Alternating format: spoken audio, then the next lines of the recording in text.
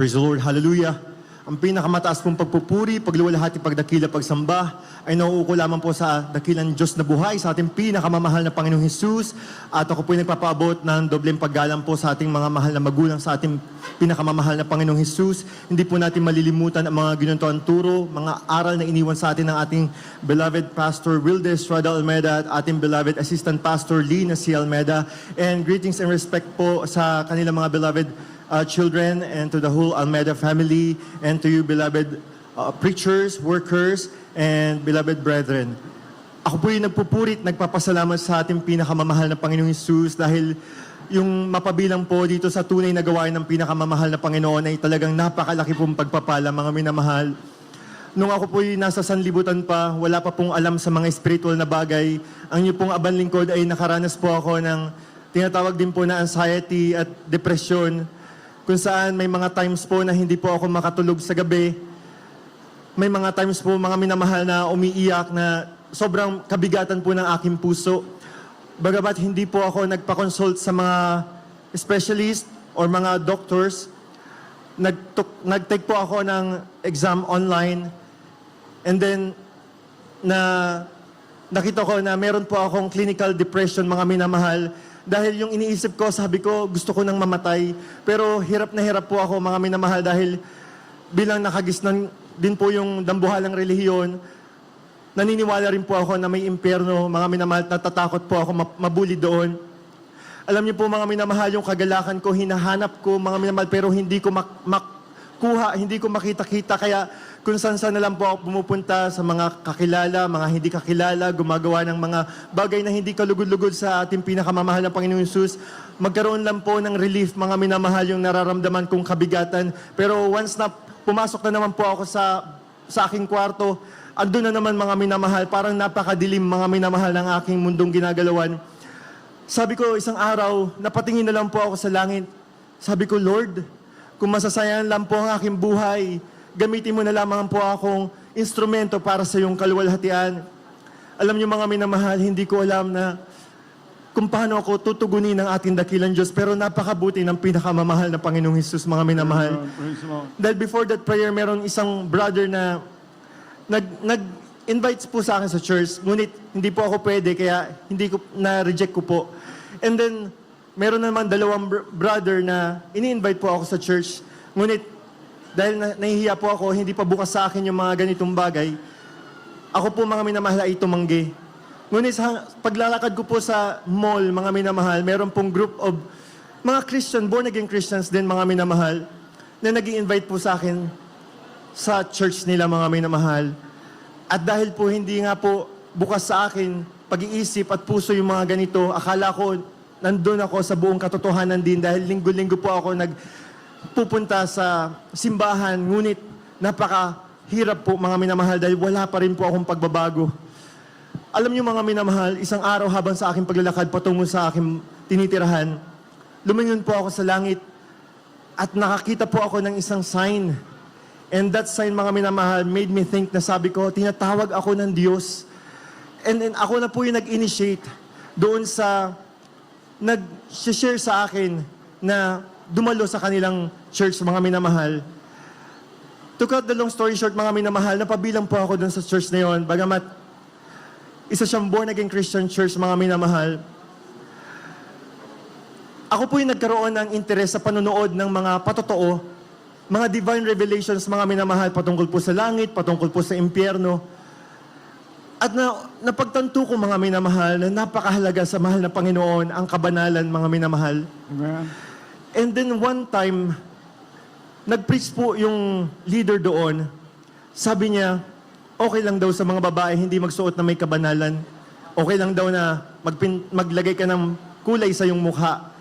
At alam niyo, mga minamahal, nagdamdam po ako or nalungkot po ako ng time na yon habang nakikinig sa kanya dahil alam ko hindi kalugod-lugod yun sa ating pinakamamahal na Panginoong Hesus. Sa patuloy kong panonood, mga minamahal, nakakita po ako ng isang bata sa YouTube na nagpapatotoo na yung kanyang kaluluwa po dinala ng mahal na Panginoon sa impyerno. At hinanap ko po yung church ng batang ito, Jesus Miracle Crusade International Ministry, mga minamahal. Glory to Jesus. Sabi ko, there's something in this church Pero wala kakilala doon, wala akong kakilala rito, mga minamahal. That's the first time na mabasa ko, marinig ko yung pangalan ng church na to, mga minamahal. And there's one Sunday, nagkaroon po ako ng strong conviction, tawagan mo yung insurance agent mo. Kasi gusto ko malaman, saan ba tong church na to? And then, hindi siya sumasagot because it's Sunday. And then, mga ilang araw, nandun na naman yung conviction sa akin, tawagan mo yung insurance agent mo. And then once nakausap ko siya, unang-unang tanong ko agad sa kanya, Brother, alam mo ba yung church na Jesus Miracle Crusade International Ministry? At yun ang himala ng mahal na Panginoon dahil siya po, sabi niya, ay miyembro siya ng ating banal na gawain, mga minamahal. Alam niyo mga minamahal, nag-usap po kami at nalaman ko, dito sa banal na gawain to, tinuturo yung buong katotohanan, mga minamahal. Dahil sa kahabagan ng mahal na Panginoon, yung wisdom na naibigay ng mahal na Panginoon sa akin, nalaman ko na tinuturo ng ating beloved Pastor Wildis Rada Almeida at beloved Mama Dear, mga minamahal. Kaya nagkaroon ako ng desire na lumipat, mga minamahal. And then, alam niyo mga minamahal, ako po ay dahil hindi madaling lumipat, dahil meron po akong commitment sa kabila, ako po'y nag-ayuno. Sabi ko sa mahal na Panginoon, magbigay mahal na Panginoon panaginip. Alam niyo, mahal na Panginoon, yung desire ng aking puso, binigay ng mahal na Panginoon. Minsan isang araw, nag-message yung brother sa akin, Brother, meron akong panaginip. Narinig ko ang boses ng mahal na Panginoon, magpabautismo ka. At meron binigay na tanda sa iyo ng mahal na Panginoon. Alam niyo mga minamahal, yung tanda na yon, nung araw na yon, nagtataka ako, sabi ko, bakit kaya mainit pero umuulan? Yung pala, mga minamahal, yung tanda ng mahal na Panginoon, sabi ng brother na yon, ang tanda ng mahal na Panginoon sa iyo, mainit ngunit uulan. Kaya napakabuti po ng pinakamamahal na Panginoon Jesus. 2019, mga minamahal, nagkaroon po ng lung cancer aking beloved nanay, kung saan nagpunta na po siya ng doktor, nag-undergo na po siya ng chemotherapy. Pero yung bukol niya sa baga, rare, mga minamahal, wala pong gamot na discover, na invento, mga minamahal, dun sa bukol niya na yon. In short, kahit na magpa-chemotherapy siya, mga minamahal, hindi po lumiliit yung bukol, bagkus lumalaki pa to, mga minamahal.